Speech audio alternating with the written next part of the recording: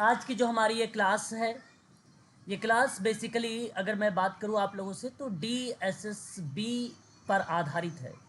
लेकिन जो मेरा टॉपिक है आज, ये है बेसिकली ग्रामीण विकास और रोजगार कार्यक्रम के बारे में बात करेंगे कि ग्रामीण विकास कार्यक्रम कौन कौन से हैं। साथ में हम नीचे देखेंगे कुछ योजनाओं के बारे में भी, इसके नीचे PDF में मेंशन किया गया है। ठीक है, तो मेन जो है योजनाएं, तो कुछ योजनाओं और कार्यक्रम मैंने ऐसे लिए हैं जहां आप लोगों के उद्देश्य भी लिखे हुए मिलेंगे। ठीक है, और उसके उद्देश्य को भी आप लोगों को ध्यान रखना होगा। तो ये स्वतंत्रता के बाद के ग्रामीण विकास एवं रोजगार कार्यक्रम है ये। ठीक है, और भी आगे अभी मिलेगा और इम्पोर्टेंट रहेगा ये सारी की सारी योजनाएं। तो शुरुआत करते हैं, हम लोग स्टार्ट करते हैं। तो आप सभी लोग देख रहे हैं कि ये जो योजनाएं हैं ये MP सेट के लिए भी इम्पोर्टेंट है और UGC नेट के लिए भी इम्पोर्टेंट है। UGC जिनका एग्ज़ाम जून में होने वाला है और MPPSC के लिए भी ये इम्पोर्टेंट है। ठीक है, शुरुआत करते हैं सामुदायिक विकास परियोजना से। जैसा कि आप सभी लोगों को मालूम है, सामुदायिक विकास परियोजना को सामुदायिक विकास कार्यक्रम भी कहा जाता है। ग्रामीण जीवन का सर्वांगीण विकास करना और ग्रामीण समुदाय की प्रगति एवं स्वेतर जीवन स्तर के लिए पथ प्रदर्शन करना जो भूमिका निभाता है वो CDPP है, जिसको हम बोलते हैं सामुदायिक विकास परियोजना।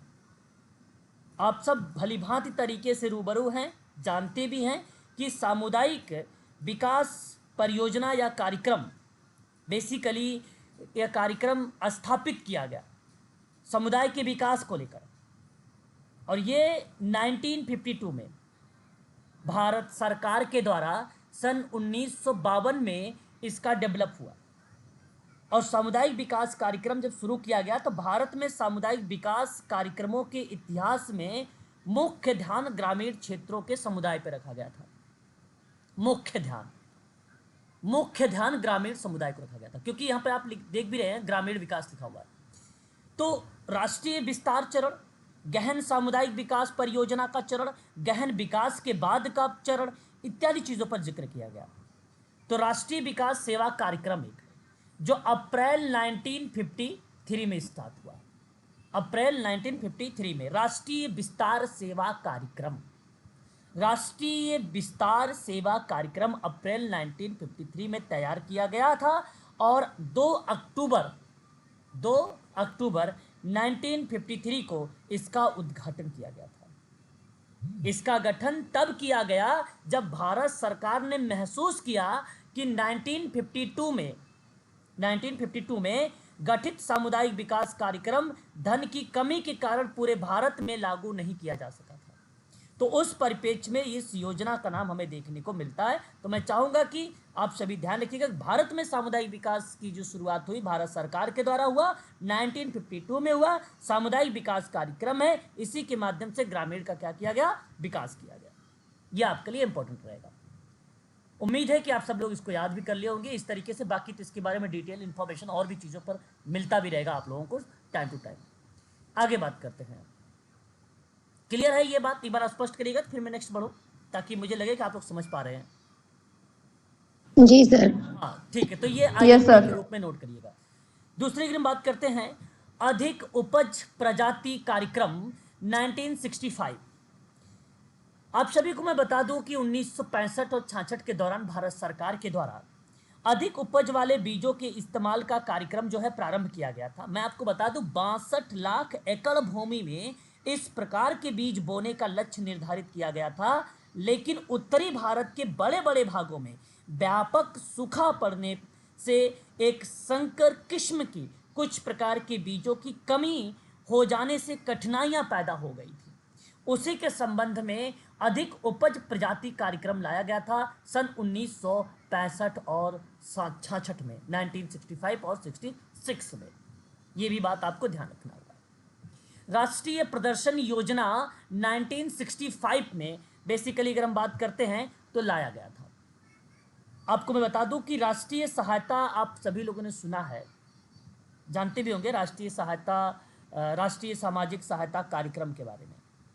NSAP के नाम से इसको जाना जाता है। जो गरीबी रेखा से नीचे जो परिवार बेसिकली रह रहे थे उनके लिए बेसिकली एक सहायता कार्यक्रम ये था।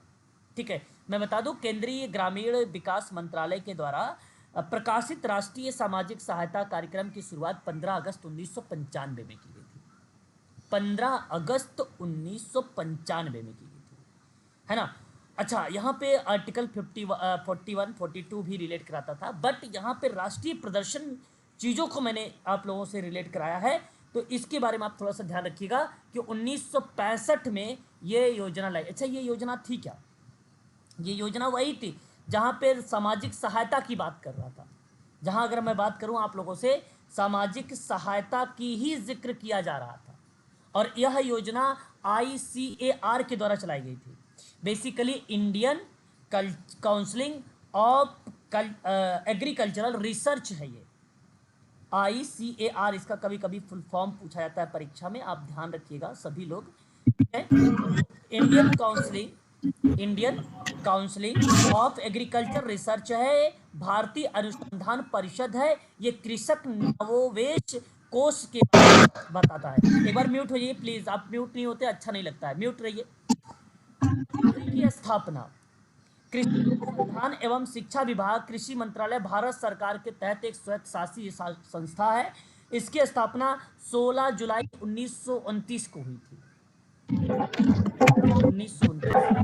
क्या है भाई, कौन स्टूडेंट है?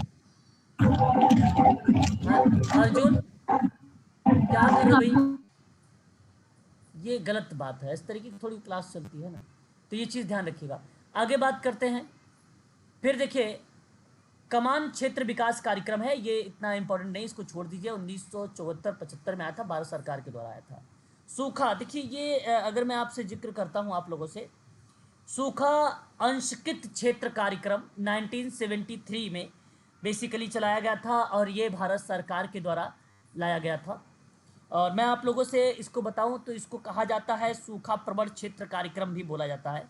1973-74 के दौरान में ये चलाया गया था, है ना, इसी को बोला जाता है सूखा प्रवण क्षेत्र कार्यक्रम। एक केंद्रीय प्रायोजित कार्यक्रम है, ठीक है, याद रखिएगा। एकीकृत क्षेत्र विकास का कार्यक्रम ये बेसिकली माना जाता है।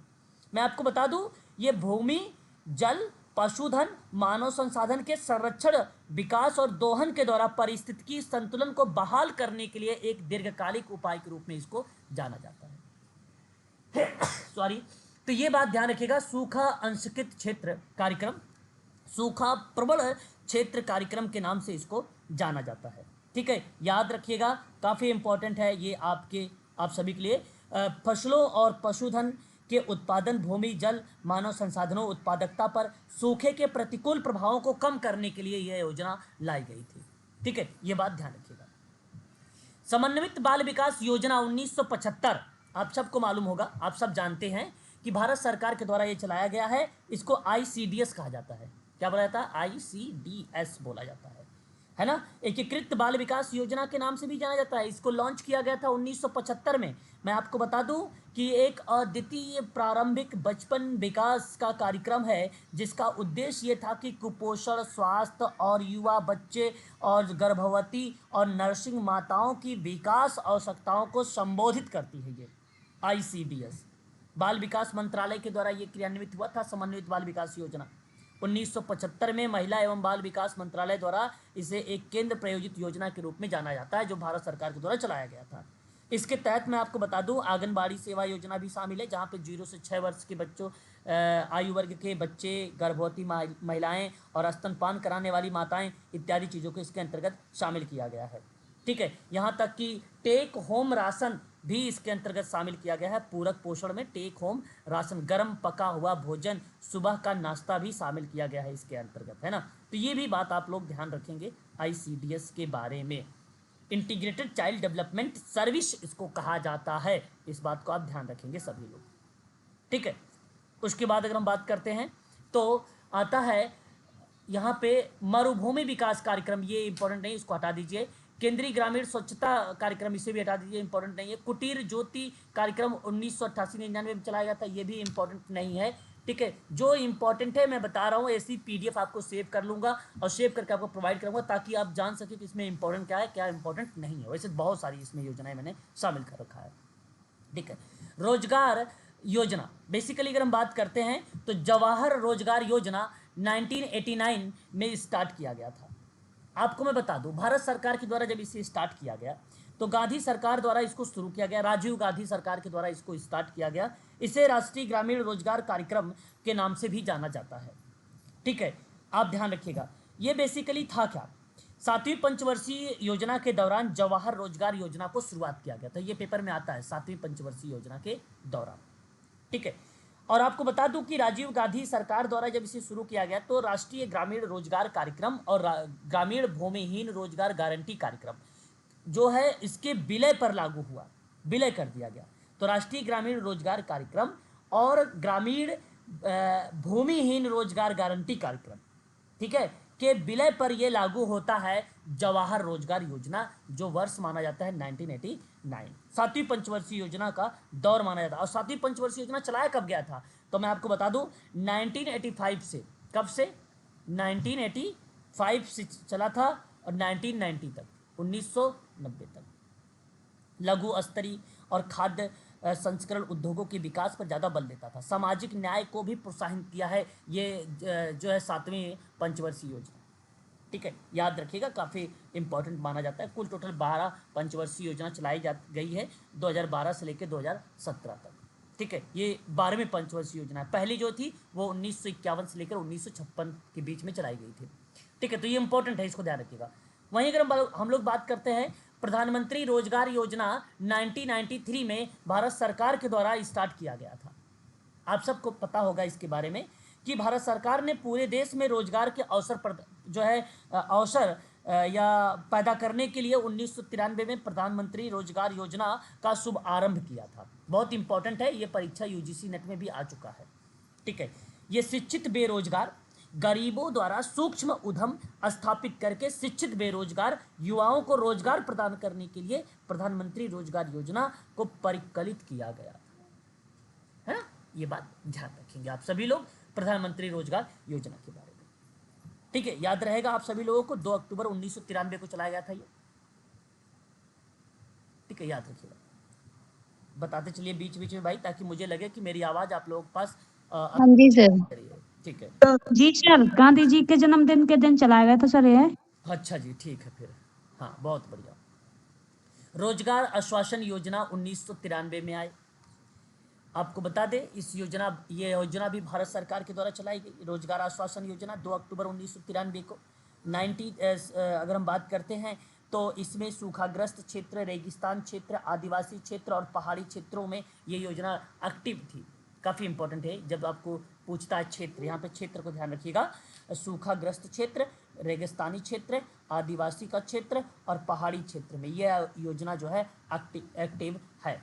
ठीक है, ये बात ध्यान रखिएगा। इसी का बेसिकली रोजगार आश्वासन रोजगार की शुरुआत बेसिकली जो हुआ वो आपका 1993 आता, लेकिन विलय हो गया ये संपूर्ण ग्रामीण रोजगार योजना के तहत। ठीक है, जो संपूर्ण रोजगार योजना था वो 25 सितंबर 2001 को रोजगार आश्वासन योजना और जवाहर ग्राम समृद्धि योजना के प्रावधानों को मिलाकर शुरू किया गया था इसके अंतर्गत। ठीक है, जो संपूर्ण ग्रामीण रोजगार योजना 25 सितंबर 2001 को चलाया गया था, जो 25 सितंबर 2001 को चलाया गया था, संपूर्ण रोजगार योजना चलाई गई थी। और संपूर्ण ग्रामीण रोजगार योजना, इसमें क्या था, रोजगार आश्वासन योजना जो यहाँ पे लिखा हुआ है आप देख रहे हैं, जो एक था जवाहर ग्रामीण समृद्धि योजना, इनके प्रावधानों को मिलाकर इस योजना को स्टार्ट किया गया था। नाम था संपूर्ण ग्रामीण रोजगार योजना। ठीक है, याद रखिएगा। ये वाटर शेड विकास कार्यक्रम, ये इंपॉर्टेंट नहीं, छोड़ दीजिए। राष्ट्रीय सामाजिक सहायता कार्यक्रम, मैंने अभी भी आपको बताया 15 अगस्त 1995 में, आप सभी को पता है, अभी भी मैंने जिक्र किया, इंपॉर्टेंट है, इसको आईएमपी के रूप में रखिएगा। ग्रामीण रोजगार सृजन कार्यक्रम एक है, ये भी इंपॉर्टेंट है। ग्रामीण रोजगार सृजन कार्यक्रम 1995 में चलाया गया था। आप सबको मैं यह भी बता देना उचित समझूंगा कि खादी और ग्राम उद्योग आयोग ने ग्रामीण रोजगार सृजन कार्यक्रम की योजना स्टार्ट किया था 1 अप्रैल 1995 को। 1 अप्रैल 1995 को इस योजना ने देश के ग्रामीण क्षेत्रों में खादी और ग्रामों उद्योग क्षेत्र के तहत लगभग 2 मिलियन नौकरी चाहने वालों के लिए रोजगार के अवसर पैदा किए थे। एक क्रेडिट क्विड सहायक योजना है जो इसी के अंतर्गत भी चलाई गई थी। ठीक है, तो इसके अंतर्गत आप ये चीज़ों को भी ध्यान में रखेंगे। उसके बाद बात करते हैं, अभी भी मैंने आप लोगों को थोड़ा सा विलय करने के बारे में बताया भी था, जो संपूर्ण रोजगार योजना के संबंध में। तो एक योजना और आ रही है, जवाहर ग्राम समृद्धि योजना 1999। इम्पॉर्टेंट है ये भी हम सब के लिए, इसको भी आप ध्यान रखिएगा। 1 अप्रैल 1999 को ग्रामीण गरीबों को अतिरिक्त उपयोगी रोजगार प्रदान करके उनके जीवन में सुधार लाने के लक्ष्य के साथ इसको स्टार्ट किया गया। नाम है जवाहर ग्रामीण समृद्धि योजना। 1999 में भारत सरकार के द्वारा इसको स्टार्ट किया गया था। ठीक है, सुधार लाने के लक्ष्य के साथ स्टार्ट हुआ ये, उनके जीवन में बेसिकली रीमोडिफिकेशन या पुनर्वास जैसी प्रक्रिया को एक्टिव करता। तो ये भी आप सबके लिए इम्पोर्टेंट रहेगा। ठीक है, स्वर्ण जयंती ग्राम स्वरोजगार योजना IMP है, आप सबको मालूम होगा, इसके बारे में आप जानते ही है। स्वर्ण जयंती ग्राम स्वरोजगार योजना 1999 में स्टार्ट किया गया था। आपको मैं बता दूं कि ये जो योजना केंद्र और राज्य सरकार के द्वारा स्टार्ट किया गया था। 1999-2000 में शुरू किया गया। यह योजना स्वरोजगार के सभी पहलुओं जैसे स्वयं सहायता समूह, सेल्फ हेल्प ग्रुप का नाम सुना होगा आप लोगों ने, प्रशिक्षण, ऋण, प्रौद्योगिकी, बुनियादी ढांचा और विपणन यानी मार्केटिंग, विपणन का मतलब मार्केटिंग होता है, विपणन में गरीबों का समग्र पैकेज है। इस योजना के अंतर्गत इसके बारे में जिक्र किया गया था। बाहरी विंडो में खुलने वाली वेबसाइट का भी नाम आता है। ग्रामीण गरीबों को स्वरोजगार के अवसर उपलब्ध कराने के लिए समन्वित कार्यक्रम ने पहली बार अप्रैल 1999 को इस योजना को स्टार्ट किया, केंद्र और राज्य सरकार ने। ठीक है, इस बात को आप ध्यान रखिएगा। स्वर्ण जयंती शहरी एक रोजगार योजना है जो 1 दिसंबर 1997 को लागू हुई थी। अभी आगे आपको शायद वो भी मिल जाएगी, वो भी इंपॉर्टेंट रहेगी। आगे बात करते हैं एक और योजना के बारे में, अन्नपूर्णा। सर एक बार ये स्वर्ण जयंती ग्राम स्वरोजगार योजना का डेट और बता दीजिए सर, एक बार प्लीज, एक बार अरे भाई रिपीट कर लिखा तो है दीजिए यहाँ पे स्वर्ण जयंती सर। नहीं, स्वरोजगार मंथ योजना। Month month sir, month. अच्छा, आप कह रहे हो उसके ईयर वाइज लिखने के लिए, मंथ के साथ में लिखने के लिए अप्रैल 1999 लगाइए आप, 1 अप्रैल, ओके सर, थैंक यू। है ना, अप्रैल 1 अप्रैल उसने यहाँ में आप लोग ध्यान दीजिए, मेन मेन कीवर्ड को ध्यान रखिए आप लोग, है ना। चलिए आगे बढ़ते हैं, आगे पॉइंट पर रखते हैं। अन्नपूर्णा योजना 2000 में स्टार्ट किया गया। आप सब जानते हैं भली भांति तरीके से, भारत सरकार ने 1 अप्रैल 2000 से अन्नपूर्णा योजना शुरू की गई और इस योजना का मुख्य उद्देश्य था वरिष्ठ नागरिक, ध्यान रखिएगा IMP है, ये सवाल परीक्षा में आता है। ये वरिष्ठ नागरिकों को खाद्य सुरक्षा प्रदान करके उनकी आवश्यकताओं को पूरा करता है। परीक्षा में एक बार सवाल पूछा था कि वरिष्ठ नागरिकों से संबंधित बताइए कौन सी योजना शामिल की गई है, तो आप लोगों को वो चीज़ें ध्यान में रखना होगा जब आपको वरिष्ठ के बारे में पता होगा कि वो वरिष्ठ योजना से संबंधित है कि नहीं। तो मैं आप लोगों से यहाँ पर बताना ये उचित समझूंगा कि यह योजना 1 अप्रैल 2000 से स्टार्ट हुई है, अन्नपूर्णा योजना। याद रहेगा आप सभी को, बता दीजिए। एक योजना जी सर। मैं आपको बता दूं कि 2 जुलाई 2018 को, एक यहाँ पे साइड बता रहा हूँ, 2 जुलाई 2018 को राजस्थान में ना बच्चों के पोषण स्तर को सुधारने के लिए अन्नपूर्णा दूध योजना चलाई गई थी। अन्नपूर्णा दूध योजना चलाई गई थी, ठीक है ना, क्लियर रहेगा।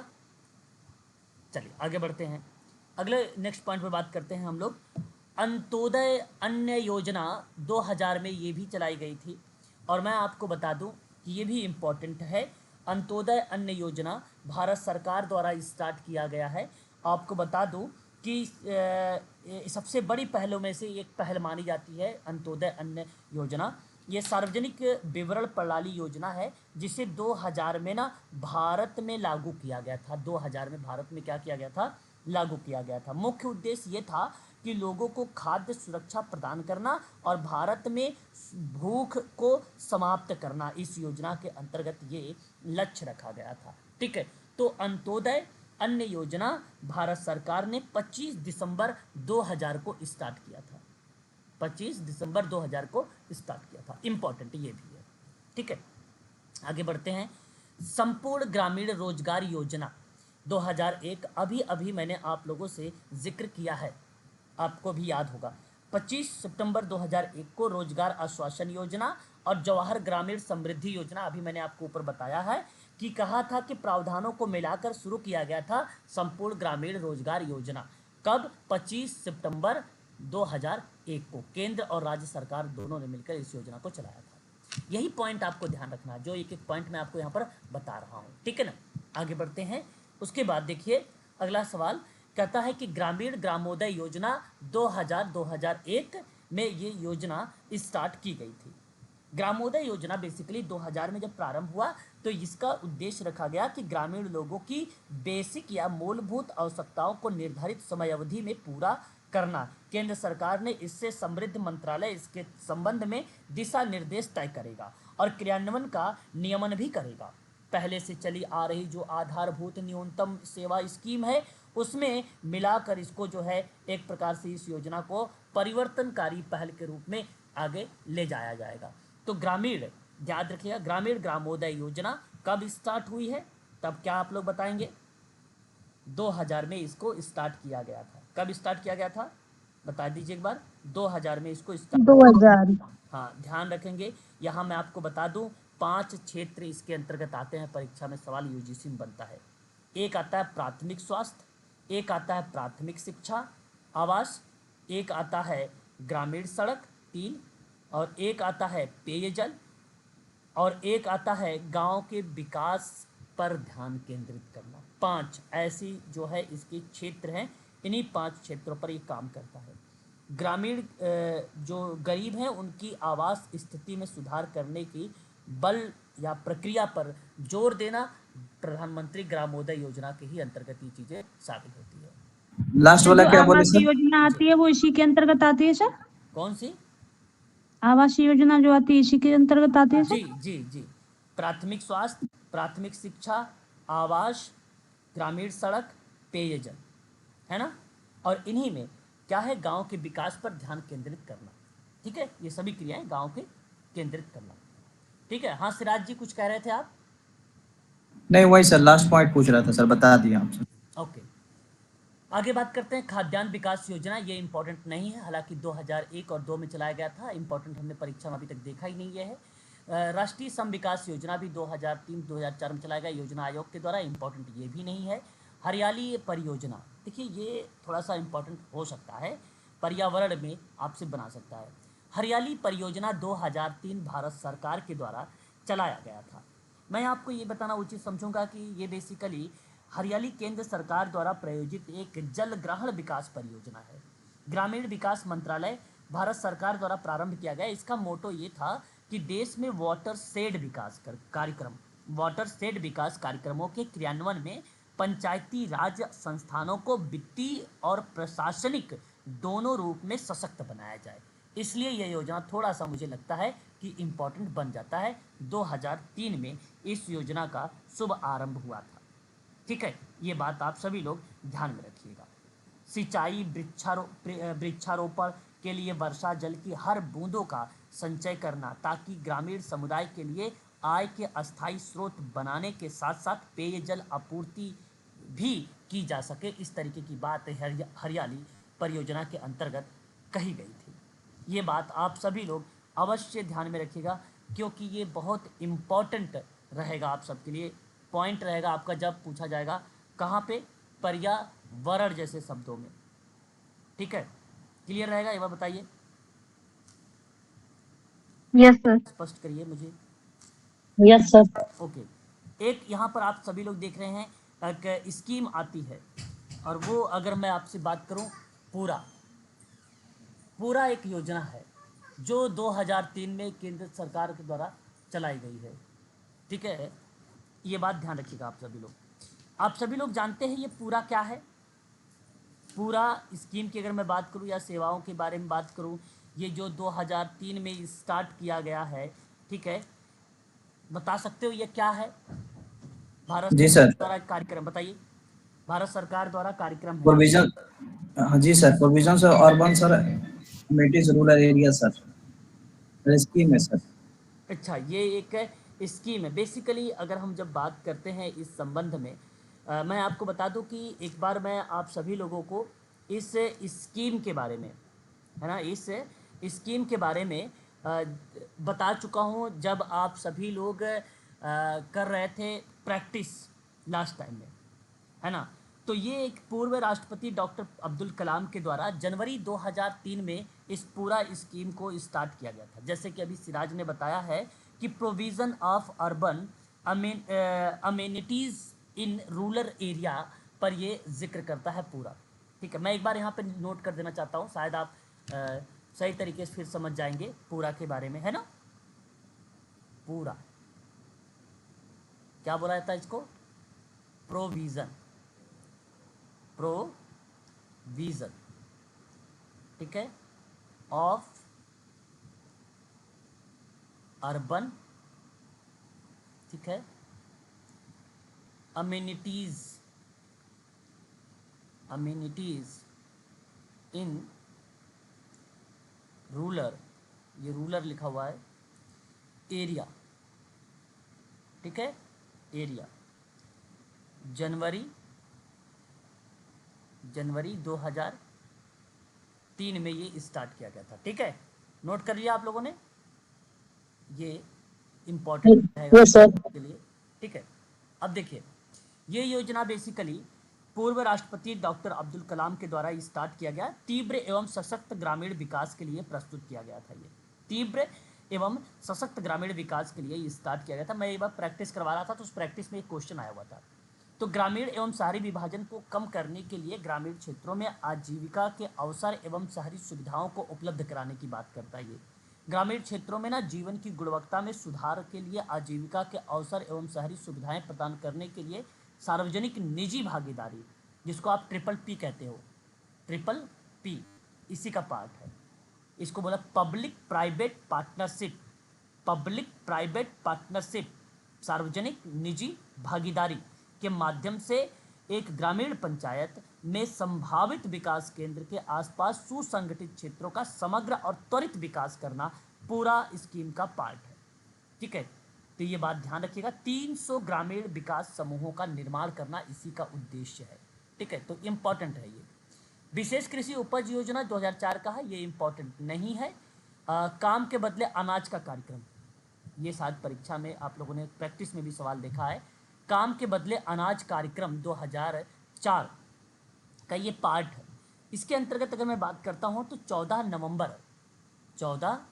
नवंबर 2004 में यह कार्यक्रम बेसिकली श्रम रोजगार के सृजन को तीव्र करने के उद्देश्य से देश में 150 पिछड़े जिलों में शुरू किया गया था इस योजना राष्ट्रीय काम के बदले अनाज कार्यक्रम को। ठीक है, ये बात ध्यान रखिएगा आप सभी लोग।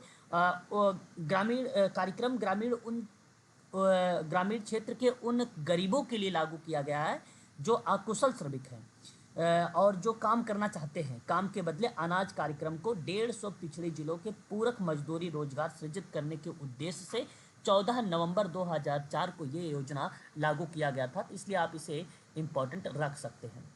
आपूर्ति ग्रामीण जल जो त्वरित ग्रामीण जल आपूर्ति कार्यक्रम है जो 1972 और 73 में चलाया गया था, इम्पोर्टेंट नहीं है, इसको हटा दीजिए। राष्ट्रीय पेयजल मिशन भी हटा दीजिए, इम्पोर्टेंट नहीं है। राजीव गांधी देखो ये भी इम्पोर्टेंट नहीं है। राजीव गांधी राष्ट्रीय पेयजल योजना या स्कीम, स्वधार धारा योजना, ये थोड़ा सा इम्पोर्टेंट आप सबके लिए बन सकती है। स्वजल धारा कार्यक्रम 2002 भारत सरकार के द्वारा चलाया गया था। और आपको मैं बता दूं, स्वजल धारा कार्यक्रम में बेसिकली अगर हम जिक्र करते हैं तो फरवरी 2018 का एक बेसिकली रीमोडिफिकेशन का पार्ट है ये। हालांकि शुरुआत इसका अगर हम बात करते हैं तो 2002 में हुआ था, है ना। तो स्वजल योजना की महत्वाकांक्षा क्या है? स्वजल योजना का उद्देश्य ग्रामीण नागरिकों को सुरक्षित पेयजल उपलब्ध कराने के उद्देश्य से इस योजना को चलाया गया था। ठीक है, ये बात आप सभी लोग ध्यान में रखिएगा। भारत निर्माण कार्यक्रम 2005 भारत सरकार के द्वारा चलाया गया। मैं आपको ये बताना चाहता हूँ कि इस योजना के दौरान में इस ग्रामीण क्षेत्रों में लोगों को बेहतर जीवन प्रदान करने के संबंध में ये बातें कही गई हैं। ठीक है, तो भारत निर्माण कार्यक्रम अगर पूछता है परीक्षा में तो आप बताइएगा कि 16 दिसंबर 2005 को भारत सरकार के द्वारा ये योजना स्टार्ट की गई, जिसका उद्देश्य था ग्रामीण क्षेत्रों में लोगों को बेहतर जीवन प्रदान करना। भारतीय व्यवसाय योजना द्वारा तैयार किया जा रहा जो बुनियादी ग्रामीण ढांचा है उसका भारत में निर्माण का सार है। तो इसी कार्यक्रमों को लेकर अगर मैं बात करूं तो इसी के उद्देश्य से ये जो है योजना चलाई गई थी। आधारभूत ढांचा और कनेक्टिविटी विकसित करना ग्रामीण क्षेत्रों में, कनेक्टिविटी विकसित करना और आधारभूत ढांचा को डेवलप करना भारत निर्माण कार्यक्रम के अंतर्गत ये चीज़ें मेंशन की गई है। उसके बाद देखिए हम बात करते हैं नेक्स्ट, राजीव गांधी ग्रामीण विद्युतीकरण, ये इंपॉर्टेंट नहीं है, इसको आप हटा दीजिए। नेक्स्ट पॉइंट, ग्रामीण स्वास्थ्य मिशन कार्यक्रम 2005 भारत सरकार के द्वारा ये चलाया गया था। अब भलीभांति तरीके से जानते हैं कि राष्ट्रीय ग्रामीण स्वास्थ्य मिशन की जो शुरुआत हुई है वो 12 अप्रैल 2005 को हुआ है। भारत सरकार के द्वारा इसकी स्थापना हुई। इसको राष्ट्रीय ग्रामीण स्वास्थ्य मिशन NRHM के नाम से जाना जाता है। अंडरवर्ल्ड ग्रामीण आबादी, विशेष रूप से महिलाओं, बच्चों और समाज के कमजोर वर्गों की स्वास्थ्य आवश्यकताओं को संबोधित करने और किफ़ायती, सुलभ और गुणवत्ता वाले स्वास्थ्य सेवा प्रदान करने के लिए इस योजना को स्टार्ट किया गया था। ठीक है, इसको भी आप ध्यान रखिए, काफ़ी इंपॉर्टेंट रहेगा आपकी परीक्षा के दृष्टिकोण से। 12 अप्रैल 2005। आगे बात करते हैं, राष्ट्रीय ग्रामीण रोजगार गारंटी योजना 2006। आप सब भलीभांति तरीके से इसके बारे में जानते हैं, रूबरू भी हैं।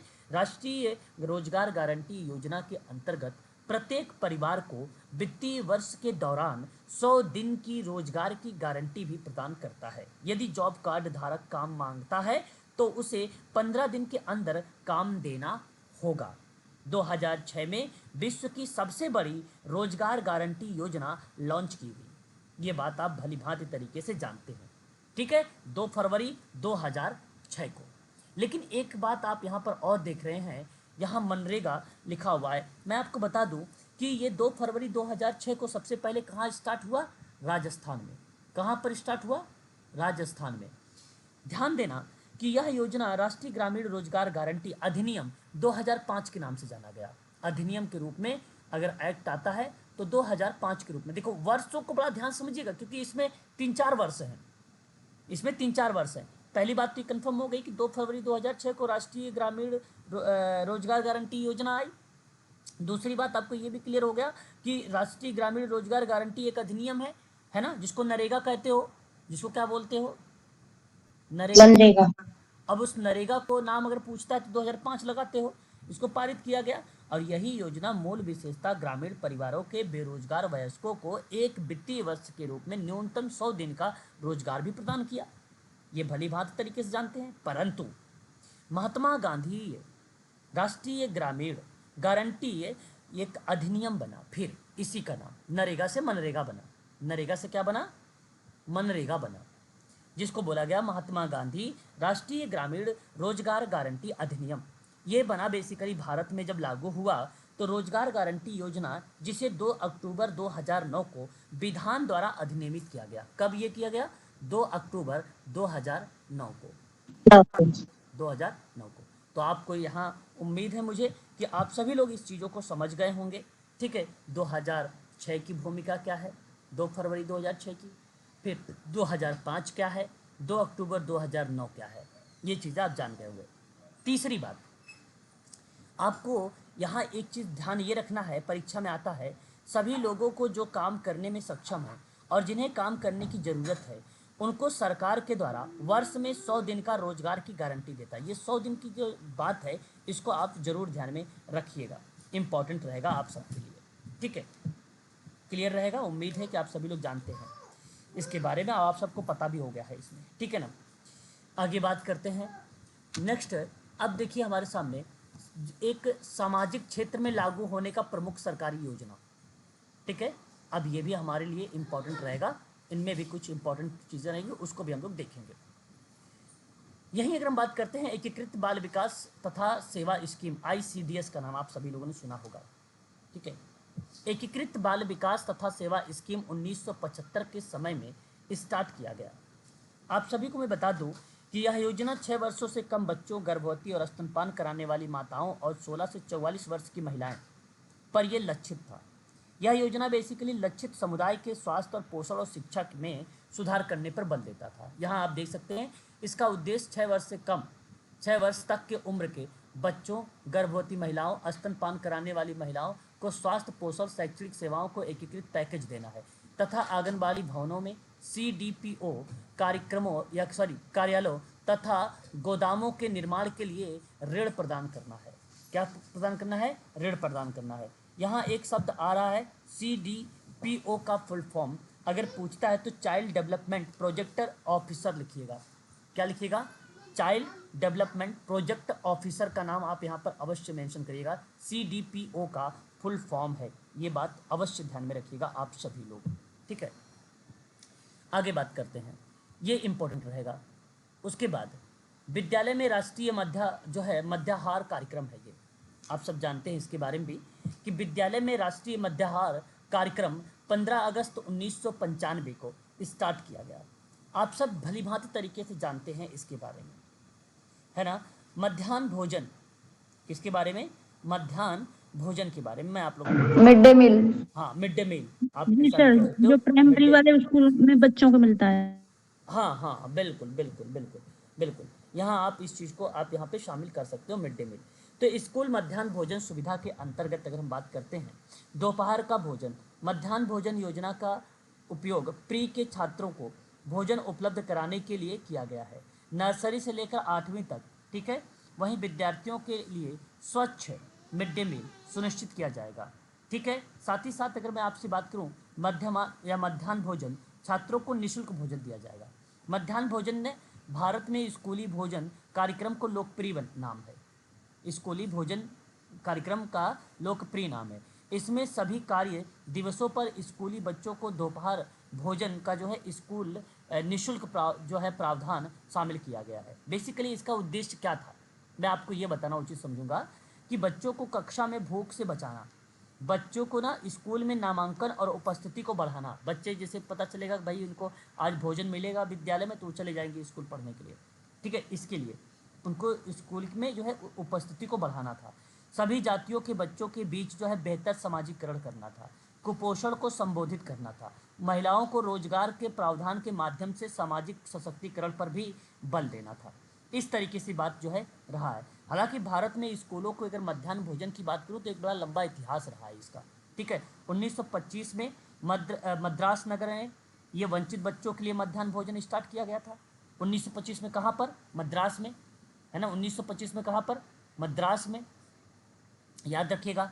उसके बाद 1980 के दशक में बात करते हैं तो गुजरात, केरल, तमिलनाडु, केंद्र शासित प्रदेश, पुडुचेरी इत्यादि प्राथमिक स्तर पर पढ़ाने वाले बच्चों को स्वयं के संसाधनों को पकाने के लिए जिक्र किया गया था, वहाँ पर ये चीज़ें देखने को मिली। फिर उसके 15 अगस्त 1995 को केंद्र प्रायोजित योजना के रूप में इसको लॉन्च किया, ठीक है। तो इस तरीके की चीज़ें हमें देखने को फिर मिलती रही डे टू डे। यहाँ आप देखिए 2007 केंद्र सरकार द्वारा आयोजित या प्रायोजित इस योजना का प्राइमरी स्तर तक स्कूल में, परंतु 1 अक्टूबर 2007 में इसमें अपर प्राइमरी के बच्चों को शामिल कर दिया गया। मैं आपको ये बताऊंगा कि अक्टूबर 2007 में शुरुआत में 3480 शैक्षिक रूप से जो पिछड़े ब्लॉक थे उनमें उच्च प्राथमिक यानी क्लास 6 से लेकर 8 के बच्चों को कवर करने की योजना को संशोधित करके इसको बनाया गया, ठीक है। इस बात को भी इसके अंतर्गत ध्यान रखिएगा। मैं आपको एक बात बता दूं कि 700 कैलोरी और 20 ग्राम प्रोटीन तय किया गया था इनको भोजन देने के लिए, ठीक है। यहाँ पे उच्च माध्यमिक स्तर वाले मध्याह्न भोजन को लेकर कितना 700 कैलोरी न्यूनतम होगा, ठीक है, और 20 यानी 20 प्रोटीन तय होगा। 20 ग्राम प्रोटीन के बारे में ये जो चीज़ें हैं वो तय किया जाएगा, ठीक है। तो हालांकि परीक्षा में इतना डीप में तो नहीं आया है, फिर भी अगर परीक्षा में आ भी जाता है तो आप लोग इस चीज़ों को आप ईजिली इसी तरीके से कर सकते हैं, ठीक है। मिड डे मील के बारे में, मिड डे मील का नाम संशोधन किया गया। मुझे उम्मीद है कि आप लोग ने नाम सुना भी होगा। मिड डे मील का नाम बदलकर पीएम पोषण कर दिया गया। क्या कर दिया गया? पीएम पोषण पोषण योजना कर दिया गया। आप भलीभांति तरीके से जानते हैं केंद्र सरकार ने अगले 5 साल में इस योजना पर 1.31 लाख रुपए खर्च करेगी, जिसमें से बताया भाई कि 11.5 लाख सरकारी और सह सरकारी स्कूलों में, ठीक है, करीबन लगभग 12 करोड़ बच्चों को सीधा लाभ मिलेगा। इस तरीके का जिक्र किया गया। पहले तो बेसिकली इसका नाम आप लोग जानते हैं 15 अगस्त 1995 के नाम से इस योजना को जाना जाता था। हाल ही में आप लोगों ने इसका नाम सुना होगा और मुझे उम्मीद है कि आप लोग बता भी दोगे। बता सकते हो इसका नाम परिवर्तित कब हुआ है? 2018 में। 2018 में। और भी कोई स्टूडेंट अपने विचारों को प्रकट करे? 2013 सर। नहीं, 13 नहीं है, 13 नहीं है। और भी कोई? नहीं सर 14। सर एक दो सर 2021। नहीं नहीं नहीं नहीं नहीं। देखो मैं आपको नहीं यहाँ बोलो बोलो बोलो।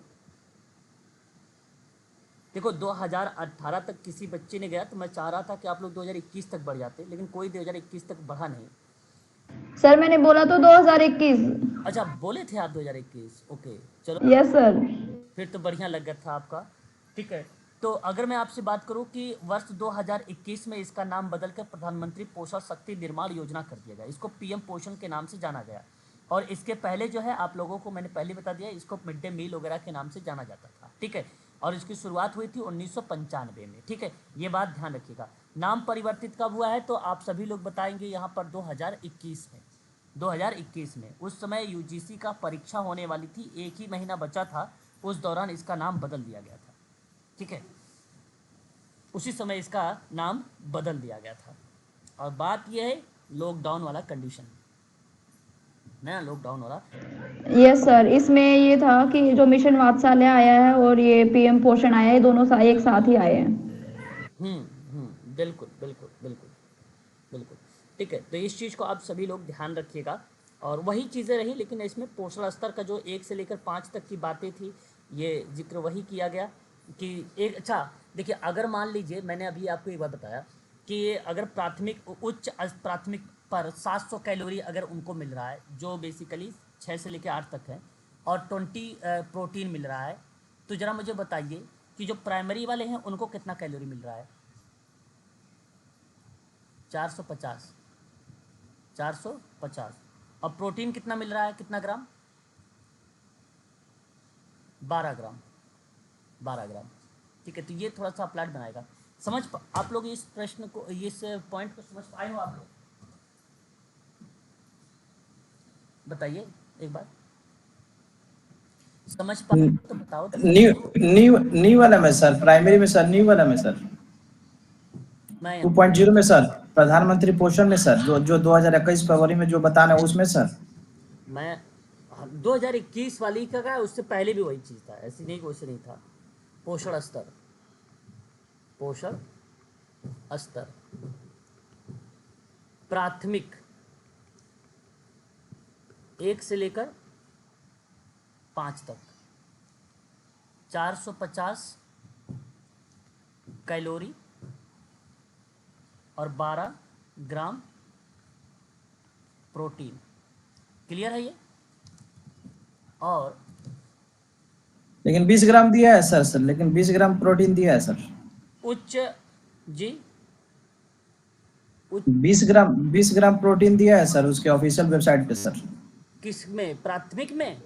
जी जी सर, जी सर, जी सर। नहीं, उच्च प्राथमिक होगा वो। नहीं सर, प्राइमरी दिया है सर। नहीं भाई, 12 प्राइमरी है उसमें। अपर प्राइमरी में सर कैलोरी है 700 और प्रोटीन है 40 ग्राम सर। और प्राइमरी में सिर्फ कुल कैलोरी है 450 और प्रोटीन है 20 ग्राम सर। नहीं, ऐसा नहीं होगा। आप एक बार उससे भेजिएगा, मैं देखता हूँ। यहाँ तो ठीक है सर, में है। एक बार भेजिएगा ग्रुप में, है ना, उसकी साइट पर, ठीक है। किसी और जगह पर? उसका ऑफिशियल वेबसाइट पे है सर, मिनिस्ट्री पे है सर। अच्छा अच्छा, तो फिर अगर आप यहाँ पर ऐसे कर लीजिए। Department of school education and literacy ministry पे है सर। जी ठीक है, तो सर। यहाँ पर 20 ग्राम प्रोटीन कर लीजिए। अच्छा, यहाँ पर 40 ग्राम कर लीजिए। देखिए भाई सिराज, गलत मत कराइएगा, है ना। आप चेक कर लीजिए सर, अभी गूगल हाँ पे चेक ठीक कर है, वैसे सकते हो कोई उसका बात नहीं, ऑफिशियल आप एक बार वेबसाइट। शेयर करिएगा, मैं उसको चेक करता हूँ। अगर कुछ ऐसा होगा तो मैं आपको बता दूंगा, ठीक है, नेक्स्ट वाली क्लास में। फिलहाल आप यही लिखिए जो सिराज बता रहे हैं अभी। ठीक है, अभी साइड चेक कर रहे हैं वो, इसलिए मैं आपको बता रहा हूँ कि आप लोग करिए इसको। ठीक है, वो साइड चेक कर रहे हैं। चलिए आगे बढ़ते हैं। फिर उसके बाद देखिए, अगर हम जिक्र करते हैं सर्व शिक्षा अभियान के बारे में। सर्व शिक्षा अभियान 2001 में बेसिकली आया। आप सब भलीभांति तरीके से इसके बारे में जानते भी हैं। ये मैं आपको बता दूं कि 6 से 14 साल के बच्चों को लेकर अगर हम बात करते हैं, तो निःशुल्क और अनिवार्य शिक्षा के बारे में बातचीत करता है ये। इस कार्यक्रम का उद्देश्य यही था कि भैया 2010 तक के संतोषजनक गुणवत्ता वाली जो प्राथमिक शिक्षा है उसको सार्वभौमिकीकरण करना है। ये बेसिकली इसका एक मोटो रहा है। कुल टोटल इसमें कुल 8 मुख्य जो है कार्यक्रम इसके अंतर्गत जो है शामिल किए गए थे। 2007 तक मैं प्राथमिक स्तर की बात कर रहा था, संतोषजनक गुणवत्ता या जीवन के लिए शिक्षा का बदलाव, इस तरीके की बात। इसकी मैं पीडीएफ आप लोगों को अलग से, जो मेन है ना, उसकी अलग से पीडीएफ आपको यूजीसी वाले बच्चों को प्रोवाइड कराऊंगा। फिलहाल यहाँ पर आप सभी लोग जो है, और जो वनडे एग्जाम वगैरह तैयारी कर रहे हैं, जैसे एमपी सेट के हुआ और DSSB वाले हैं, बच्चे इतना ही देखो, उतना ही बेटर है, इतना ही। विद्यालय छोड़ने वाले बच्चों की संख्या में कमी को लाना, इस तरीके, मतलब जो विद्यालय से छोड़ रहे हैं बच्चों, उनकी जो संख्या में कमी आ रहा है, उन कमियों को दूर करने को लेकर इस पर जो है बातचीत, विचार विमर्श किया गया था। ठीक है, तो ये चीज़ें आप सभी लोग ध्यान रखिएगा। कुछ टारगेट होता था उसमें सर्व शिक्षा अभियान में, जैसे 2003 तक क्या था, शिक्षा गारंटी को लेकर। जी सर, उसमें 35 बच्चे बताए थे एक क्लास में सर। हाँ, तो एक शिक्षक पर जो है 35 स्टूडेंट भी होंगे, ये भी आपने सही बताया, गुड, बहुत बढ़िया। तो इस तरीके की बात है, एक शिक्षक रहेगा तो, और उसमें 35 जो है छात्र रहेंगे, इस तरीके की बात भी बताई गई थी सर्व शिक्षा अभियान के दौरान में। उसके बाद देखिए, अभी भी मैंने बताया आपको राष्ट्रीय ग्रामीण स्वास्थ्य मिशन के बारे में, 12 अप्रैल 2005, यह योजना ग्रामीण क्षेत्रों में सरलता से पहुंचने वाली और वाहनी और जवाबदेही वाली स्वास्थ्य सेवाएं मुहैया कराने से संबंधित रहा है। साक्षर Bharat, very very most important है ना, ये इससे सवाल परीक्षा में आया हुआ है। साक्षर भारत सितंबर 2009 में, अगर मैं बात करता हूँ आप लोगों से, तो इसके अंतर्गत जो है ये चीज़ें शामिल किया गया था कि अधिकांश साक्षर भारतीय को रूप में जो है साक्षरता को बढ़ाने के संबंध में, है ना। आपको एक यहाँ पर प्रश्न ये भी पूछता है कि अंतर्राष्ट्रीय साक्षरता दिवस कब मनाया जाता है। अंतर्राष्ट्रीय साक्षरता दिवस जो मनाया जाता है वो मनाया जाता है 8 सितंबर को मनाया जाता है, ये बात आप ध्यान रखिएगा। ठीक है, साक्षर भारत भारतीय राष्ट्रीय साक्षरता मिशन का नया जो है एक प्रकार से कार्यक्रम भी रहा है इसके अंतर्गत। ठीक है, और शिक्षण प्रशिक्षण के कार्यक्रम को संचालित करके प्रधानमंत्री मनमोहन सिंह के द्वारा इस योजना को स्टार्ट किया गया था। ठीक है, ये बात ध्यान रखिएगा। इसमें देखो 7 करोड़ प्रौढ़, जिसमें 6 करोड़ स्त्रियां होंगी, को साक्षर बनाने का लक्ष्य रखा गया था। इसमें 15 वर्ष या 15 वर्ष से ऊपर आयु के लोगों को साक्षर बनाने जाएगा, इस तरीके की बात इसमें कही गई थी। ठीक है, तो इम्पॉर्टेंट रहेगा। अभी जितना ऊपर से आप देखते आ रहे हैं सारे के सारे इम्पॉर्टेंट है। अंतर्राष्ट्रीय माध्यमिक शिक्षा अभियान, ये इम्पोर्टेंट नहीं है, 2009 का है। 12वीं पंचवर्षीय योजना समाप्ति के सार्वभौमिक पहुंच को 2020 तक सार्वभौमिक उपस्थिति को बनाना था, इसको आप हटा दीजिए। राष्ट्रीय स्वास्थ्य, ये थोड़ा सा इम्पोर्टेंट बन सकता है ना, तो इसको ध्यान रखिएगा। राष्ट्रीय स्वास्थ्य मिशन 2013 का है। इसका लक्ष्य अगर हम बात करते हैं तो साम्य, सस्ती और गुणवत्तापूर्ण स्वास्थ्य देखभाल सेवाओं का व्यापक सुलभता प्रदान करने के संबंध में था। राष्ट्रीय स्वास्थ्य मिशन के तहत 1 मई 2013 ठीक है, को एक उप मिशन के रूप में शहरी स्वास्थ्य मिशन की मंजूरी जो है दी थी इसके अंतर्गत, है ना। मैं आपको ये बताना उचित समझूंगा, यहाँ पर एक बात ध्यान दीजिएगा आप सभी लोग। ग्रामीण स्वास्थ्य मिशन शुरुआत हुआ था 2005 में, राष्ट्रीय शहरी स्वास्थ्य मिशन शुरू हुआ था 2013 में। ये किसका है 2013 वाला, बताइए जरा। शहर का, शहरी। शहर, बहुत बढ़िया भाई। शहर है सर। हाँ, तो 2013, अगर 2005 आता है तो वो बेसिकली किसको रिलेट करा देता है, ग्रामीण वाले का। राष्ट्रीय स्वास्थ्य मिशन की। हाँ, बेसिकली मुख्य कार्यक्रम संबंधी जो घटक थे, ग्रामीण और शहरी क्षेत्रों में प्रजनन, मातृ, नवजात, बाल और किशोर स्वास्थ्य तथा संचारी और गैर संचारी रोग, है ना, के लिए स्वास्थ्य प्रणाली को मजबूत करने के संबंध में इस प्रक्रिया के बारे में जिक्र किया गया था। ठीक है, तो यहाँ पर अगर हम बात करें, कई पहल भी चलाई गई थी। जननी शिशु सुरक्षा कार्यक्रम था, राष्ट्रीय बाल स्वास्थ्य कार्यक्रम था, निशुल्क दवाओं और निशुल्क निदान सेवा थी, प्रधानमंत्री राष्ट्रीय डायलिसिस कार्यक्रम भी था, सभी सार्वजनिक स्वास्थ्य सुविधाओं में राष्ट्रीय गुणवत्ता आश्वासन ढांचे का कार्यक्रम भी शामिल था, आयुष्मान भारत भी शामिल था, प्रधानमंत्री जन आरोग्य योजना भी शामिल इसी के अंतर्गत आती है। कई इस तरीके की पहल भी इसी के अंतर्गत कही गई थी। ठीक है, तो इम्पॉर्टेंट है ये भी आप सबके लिए। राष्ट्रीय खाद्य सुरक्षा अधिनियम है, ये बात आप सब जानते हैं अच्छे तरीके से। राष्ट्रीय खाद्य सुरक्षा अधिनियम 2013, मैं आपको ये बताना उचित समझूंगा कि लोगों को पर्याप्त मात्रा में गुणवत्ता खाद्य के लिए उचित मूल्य पर आपूर्ति द्वारा खाद्य और पोषक सुरक्षा मुहैया कराना था।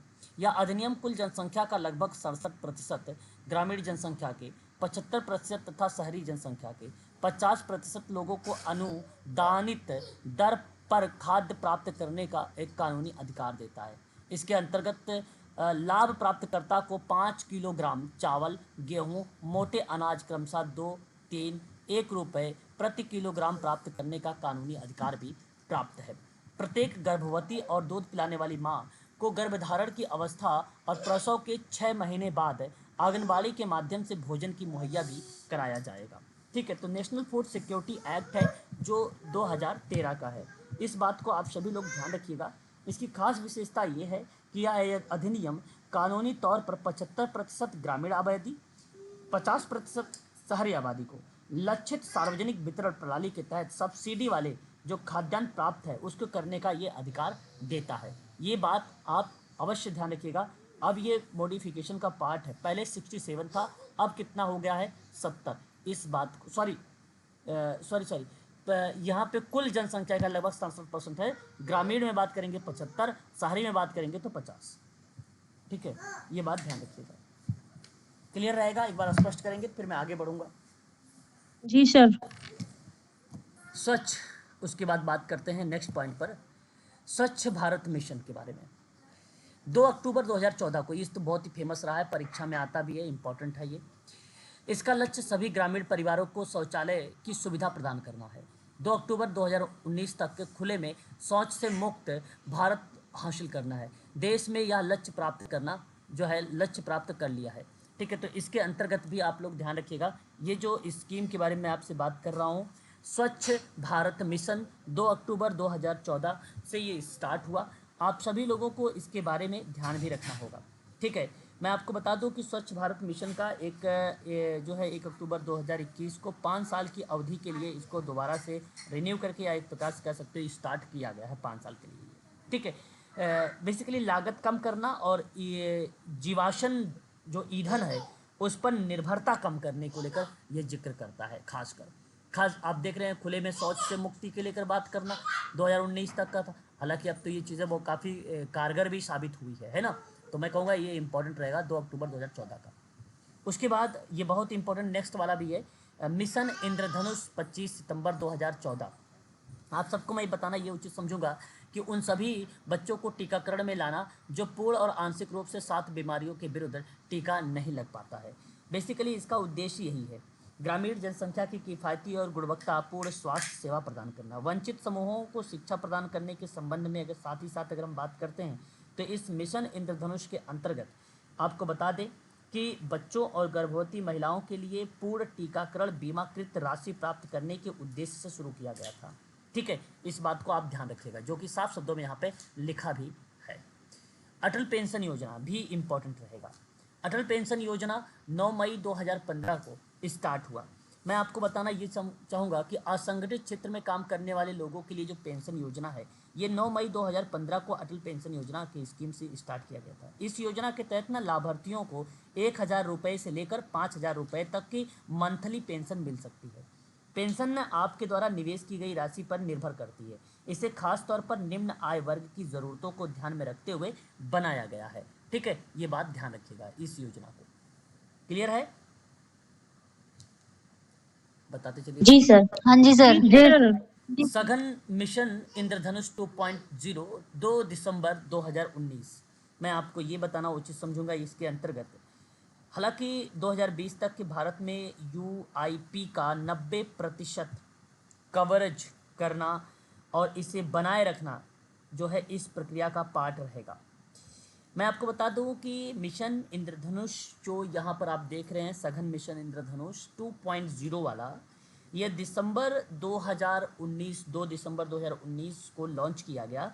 इस मिशन का पहुंच और कवरेज का विस्तार करने के लिए आदिवासी और उन क्षेत्रों तक पहुंचने के लिए मार्च 2020 तक जारी रखा गया था जहां तक पहुंचना मुश्किल था। ठीक है, इस प्रक्रिया में इसका नाम बेसिकली हमें देखने को मिलता है। ठीक है, 2020 तक। तो इस योजना स्वास्थ्य और परिवार कल्याण मंत्रालय के अंतर्गत आती है। इसे न कई मंत्रालय विभाग के द्वारा समर्पित भी किया गया, जैसे सूचना प्रसारण मंत्रालय है, पंचायती राज मंत्रालय है, महिला एवं बाल विकास मंत्रालय भी है, आवास एवं शहरी मंत्रालय, ये सभी मंत्रालय इसके अंतर्गत आते हैं। इस मिशन के अंतर्गत जैसे कुछ अगर हम बात करें पोलियो, डिप्थीरिया, खसरा, काली खांसी, हेपेटाइटिस बी, टिटनस, रुबेला, ठीक है, निमोनिया जैसी गंभीर बीमारियों को भी शामिल किया गया है इसके अंतर्गत, है ना। तो टीकाकरण से वंचित देशों के 271 जिलों में संपूर्ण टीकाकरण सुनिश्चित करने के लिए इस योजना को लाया गया था। ठीक है, तो इस चीज़ को आप ध्यान रखिएगा। चलिए आज के लिए बस इतना रखिए, नहीं तो ज़्यादा हो जाएगा, कल बल्कि एक क्लास और ले लेंगे इसी योजना पर। ठीक है ना? इतना ही काफी है, इतना ही लग नहीं पाएगा। ठीक है तो सर। मैं अभी इस PDF को क्या करता हूँ, सेव कर लेता